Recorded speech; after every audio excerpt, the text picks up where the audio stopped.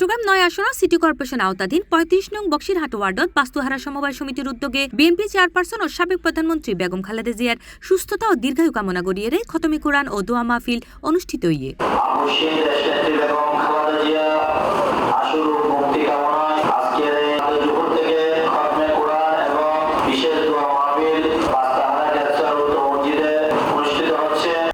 স্থানীয় নেতাকর্মী অকলের আয়োজন করা এই দোয়া মাহফিলত মেজে প্রধান অতিথি হিসেবে উপস্থিত আছেন বিএনপির কেন্দ্রীয় নির্বাহী কমিটির সদস্য আলহাজ মোহাম্মদ শামসুল আলম।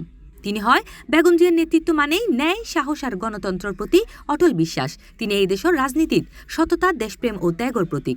আমাদের নেতা জনাব তারেক রহমান, ওনার জন্য আমরা দোয়া চেয়েছি এবং আমাদের শহীদ প্রেসিডেন্ট জিয়া রহমানের জন্য আমরা দোয়া চেয়েছি এবং আরফতার মানুষের জন্য দোয়া চেয়েছি এবং সারা যারা আমরা এখানে নেতাকর্মীরা আছেন আমাদের সকলের জন্য দোয়া চেয়েছি।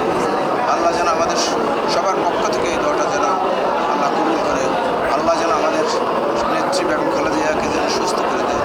অনুষ্ঠানত এই সময় বিশেষ অতিথি হিসেবে উপস্থিত আছেন ৩৫ নং বক্সিরহাট ওয়ার্ড বিএনপির সাবেক সাধারণ সম্পাদক নূর হোসেন নুরু এবং সার্বিক সহযোগিতা আছেন দিদারুল ইসলাম দিদার।